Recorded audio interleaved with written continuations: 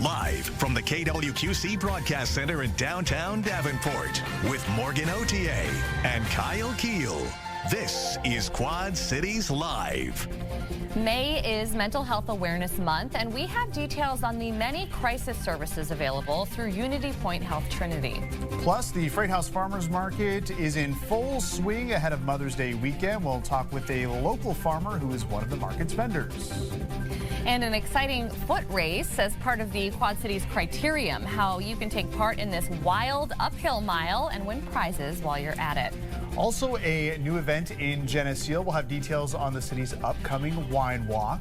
Thank you for joining us for Quad Cities Live. We appreciate you watching. I'm Kyle Keel. I'm Morgan Otier. Well, we mentioned May is Mental Health Awareness Month. An important reminder that our mental health is just as vital as our physical health, and help is available when we need it most. Yes. Leslie Stillwell is the manager of crisis services at Unity Point Health's Robert Young Center.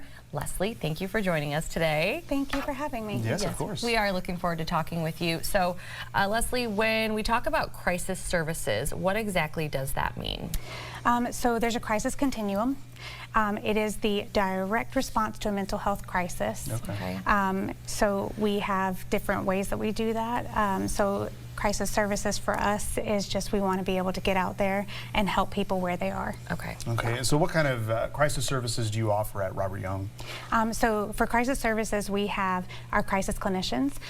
You will those folks telehealth into our 4 local emergency departments that are UPH. So if anyone ever goes to an emergency department, a UPH or emergency department, they will, in a mental health crisis, they would see one of my crisis clinicians, and then we have the mobile crisis response team on the other side who go out into the community and provide crisis services. Okay, and that one really, piqued my interest. When we were putting this segment together for you today, a lot of people I don't think would be familiar with a mobile crisis service and what that actually is. Yep. So can you explain what they are and when they are used? So our mobile crisis responders respond to a phone. So they have a 24/7 dedicated crisis line. Oh, wow. Okay. And so when someone calls that line, they go out, they are dispatched right into the community, and they provide engagement, assessment, intervention, and referral sources. Okay, so can I ask, does this work like closely or hand in hand potentially with first responders or like law enforcement and things like that? Yes, Okay. So the unique thing about Illinois is that we have legislation coming down the pipeline that actually creates mobile crisis as a 4th discipline to the public safety. Okay, And so, yes, we work definitely hand in hand with law enforcement, fire, and EMS. Wow. Yeah, obviously, mental health is very important. So maybe someone's watching today. Obviously, you need to know you're not alone. But if someone is watching or has a loved one watching who's kind of going through a mental health crisis, how can they get a hold of these services right now? So we have a dedicated crisis line. The phone number is 309-779-2999. And then we also have 911. So again, we have that partnership with our fire and EMS and local law enforcement. CARES portal. There's an 800 number for CARES. If anyone, adolescents, call that number, we would go onto the portal and find that and then dispatch to them. And then also 988. So if a call over 988 cannot be resolved over the phone, they warm hand off to us, and we do a dispatch to them as well. Oh, interesting to learn all that. So, as somebody who works closely, in this field, Leslie, why do you feel, from your perspective, it's so important to have these crisis resources available here in the Quad Cities, or really in any community? So, the main goal of crisis services in general is to reduce hospitalizations and to reduce arrests. But my main goal for crisis services is to save lives. It's not all of them. There are people that we can save that just don't know crisis services are out there, that there's someone to reach out to who's going to come and see you right now. And that's what I want people to know today is my team will come out and they will see you right now. That's why mental health awareness this month, right, is so important. This really does give us the opportunity to meet folks like you, Leslie, and other people in the community who are trying to help out and let people know that, you know, there is help out there for them. So, Have to thank lose the you. stigma. Yes, Yes, absolutely. yep. So we'll be sure to add all of those important phone numbers to our website.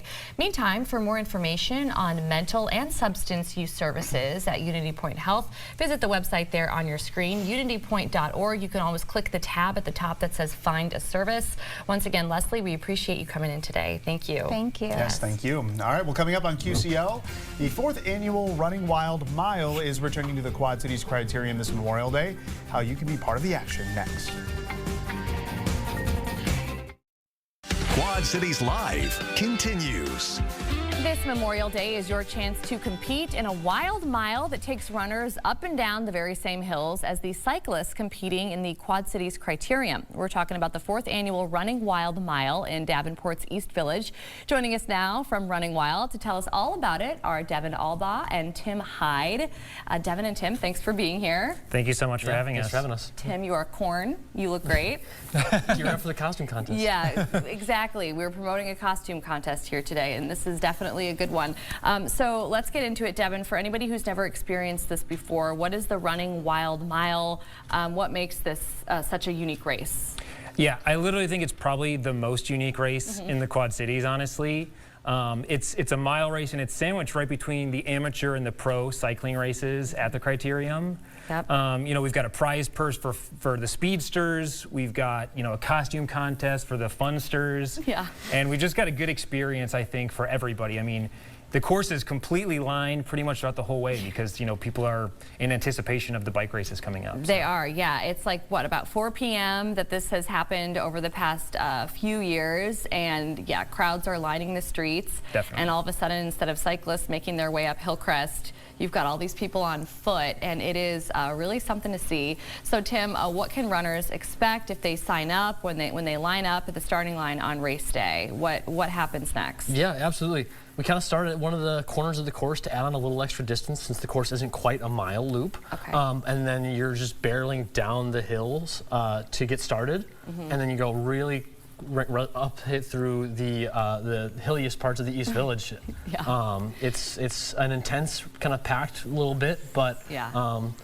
Once it starts to thin out a bit, you're going downhill and it's almost over. Yeah, So. that would be the good part for me. Every time I watch this, every time I do it, I get nervous butterflies in my stomach, and I'm not even participating in it. It really is cool to see those runners doing something like this, because if anybody's ever been there to the village of East Davenport, you know, as it becomes the McClellan Heights area, that climb up into the neighborhood, it really is something. So it probably feels good coming down the hill, that's for sure. Devin, talk about the energy of this day. It's Memorial Day. We've got these races going on. What's the feeling in the air? We've been saying the whole time, our saying has kind of been, you know, get electric. Yeah. You know, I think the crowd is electric. I think people are surprised to see us. Yeah. You know, people have been maybe drinking a few golden sodas all day, and they're like, we just saw people on cycles, and that's what we're here for, and now we're seeing people running on the course. What's going on? Yeah. So it's, you know, it's in your face. Electric, yeah. It is. It's electric. You know, You're like, and it's cool. you're like proud of these people. Yeah, Yeah. totally. Yeah. It's a special day. Yeah, it is. And there are prizes involved. There's some up for grabs. So we talked about the costume contest, so you can win a prize for that. But also finishers will win prizes as well. We have a $900 prize purse Wow. for overall winners. So we've Okay. got a nice little big check for them. Plus Yeah. we got the champion belt. Very cool. Tim's wearing it right now. Yes. We also raffle off some Brooks shoes, you know, to just any participants. Okay. And then, you know, we've got hot dogs and Thirsty Vaquero after. So if you feel like you're about to throw up, Have a hot dog. shove the hot dog down. Yeah. Perfect. The race shirt alone is potentially a reason worth signing up. So I have a photo that I put of the race shirt. I love this. This reminds me of like a Prefontaine, like really cool, like throwback shirt. Tell us about this. One of our good buddies, Jeff Langer, and Raccoon Motel helped us design that shirt. He always has just the greatest designs. Yeah. We wanted that retro feel. You know, everything about this race is sort of nichey, sort of weird, sort of different, and that's what we wanted They're to good. show with the shirt. Those are good shirts, and they're good every year. So Tim, if people are thinking about signing up, there's still plenty of time to do so, but how do they do that? Yeah, you can just go to runningwildmile.com and it'll get you there. It's really easy to sign up, and it's Yeah. all there And for we'd you. love to see you. Yeah, love to see you. they'd love to see Yeah. you. And honestly, I've seen people sign up like day of. Just make that, Yeah. that decision. We got people down there. They're just hanging out, just being weird, and Yeah. then they in a good way. Yeah. And then they we get honestly, most of the people sign up just day of. I mean, I think we got like 30 people signed up on the day of last year. Perfect. so. Well, the information is there on your screen. You can register now or day of. Devin and Tim, thank you so much for being here today. Thank you so Thanks much for for having having Appreciate us. you stopping by. Still to come, the Freight House is gearing up for Mother's Day and its second outdoor market weekend of the season. We'll get to know one of the vendors next. Quad Cities Live continues.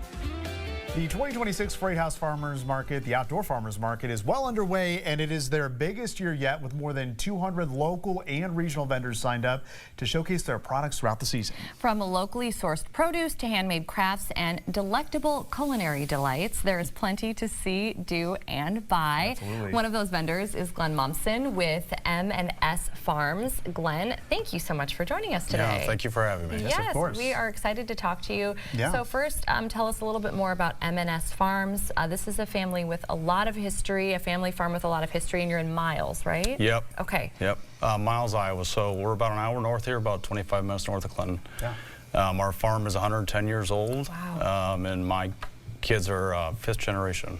Fifth generation, wow. Yeah. Generation. Going strong in Miles. Well, we've got some photos too that shows a little bit of that history, which I just think is amazing. Yeah. So this is your family going back, you know, decades. What kind of products do you sell on the farm? So we primarily specialize in aged beef. So Okay. aged beef is going to have a completely different tenderness and flavor than any other steak you've ever had. Okay. Yeah. So if you want a steak you can cut with a fork, I'm your do. guy. I do Okay. too, yes. Please, sign me up. Yeah. All right, so as we mentioned, you're one of the vendors at the Farmers Market. How long have you been going, and what keeps you coming back year after year? Yeah, so this is my fourth year at the Freight House, and that's really where we got started. And it's really the loyalty from the customers, loyalty from Freight House, and Missy and the team, and it's just an awesome environment. Yeah, Yeah. they do a great job. They do Yeah. a great job. The crowds are Yes. truly incredible at the Freight House Farmers Absolutely. Market. So that's wonderful to be a part of. Yeah. So we talked a little bit about Mother's Day, right? Yes. It's coming up this weekend. So moms, you know, moms love steaks. They do. Right? They love good cuts of beef, but Absolutely. they also love skincare products and Yes. things like that. Something that I think is really cool that you all do is you create those as well. So can you tell us a little bit about what else you brought today?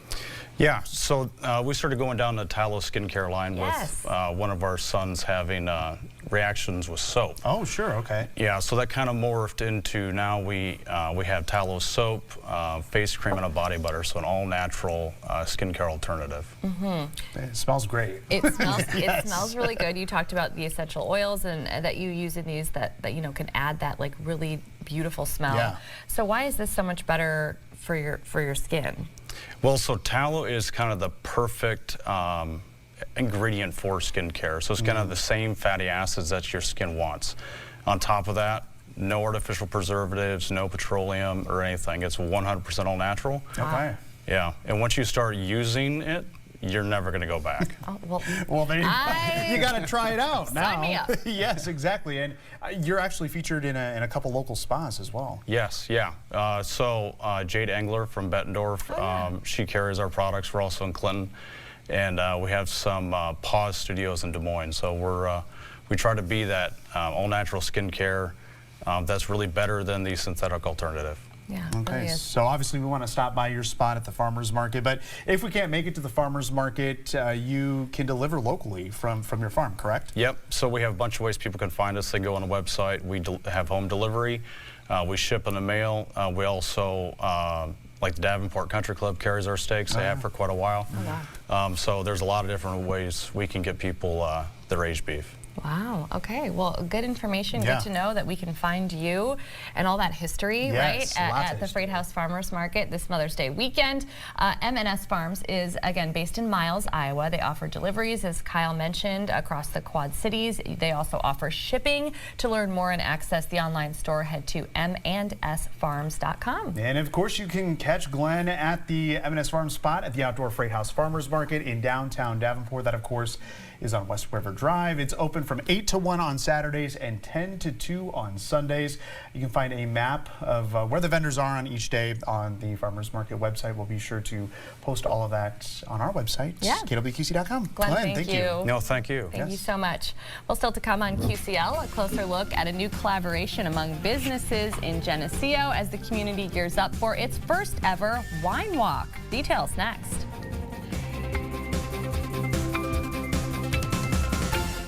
You're watching Quad Cities Live.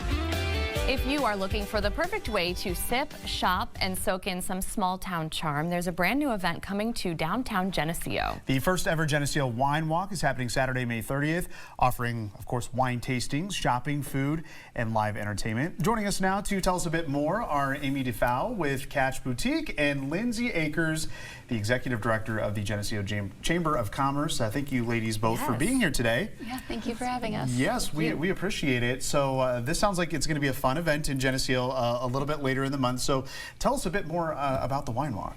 Yes, this is the first ever Geneseo Wine Walk, and we're really excited to welcome people to Geneseo, have an opportunity to go into downtown businesses where they'll experience not only the retail side, but also the restaurant side. Yes, and it's just such a beautiful, like downtown area, right? Nice small got that town charm. Main Street vibe. So it is a fun place to hold an event like this. You brought some items with you here today.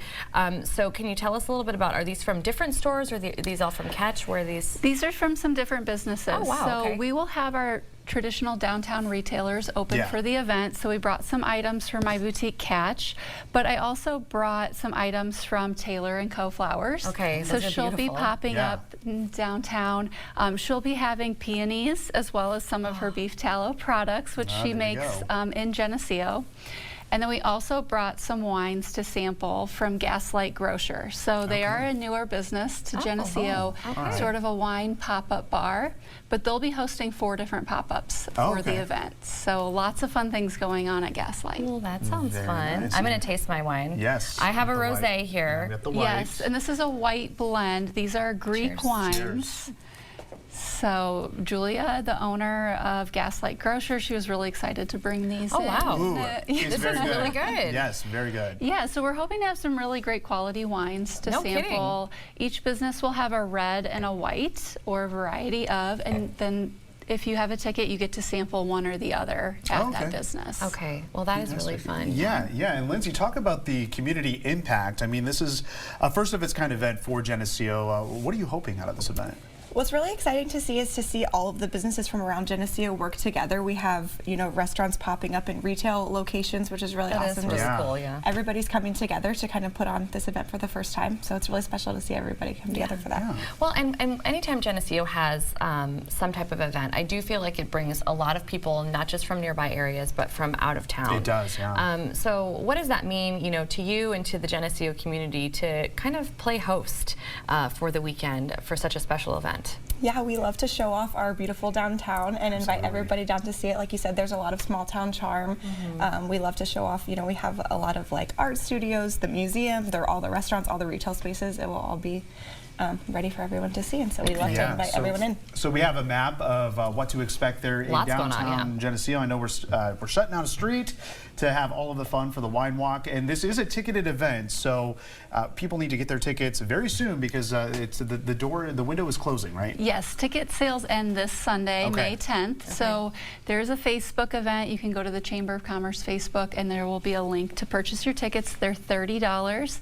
You'll get to stop at 9 different wine tastings. There'll be 3 snack stops, and then live music throughout downtown as well. Yes, that was the next thing I was going to ask you. Yeah. You kind of, in a way, have a little bit of a fun overlap to keep the party going a little bit. So while this specific event, like you see on your screen, it goes from 3 until 7 p.m.